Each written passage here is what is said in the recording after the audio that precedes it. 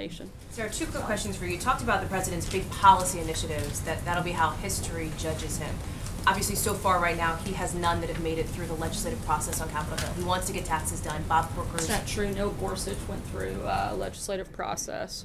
I would say that's a pretty big historical moment. I don't know if that's a policy initiative. Something that has a lasting legacy, probably far beyond most any other individual piece of legislation, is how the courts can shape and determine a lot of different things. And I think you'll see that in Justice Gorsuch. To finish that first question then, you talk about, when we talk about policy initiatives, like I'm thinking of healthcare or, for example, tax reform that have not been completed, at least not yet on Capitol Hill. The lack of support from somebody like Bob Corker might make that a lot more difficult. Given that, does the president feel like he's winning? I think he feels like America's winning.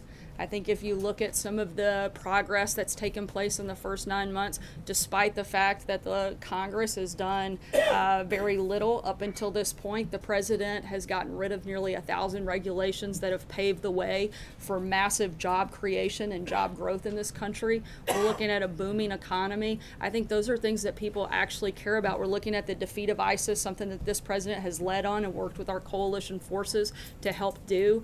He's created better relationships with countries around the globe. He's bolstered the relationship with NATO and had other countries encouraged in the growth of the amount of money that other countries are participating in that.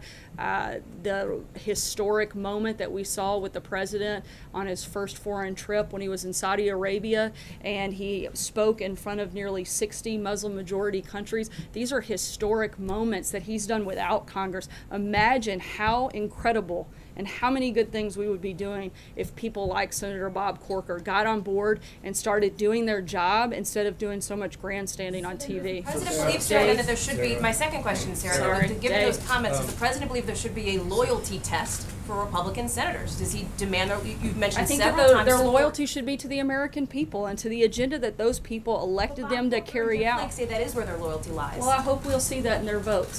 So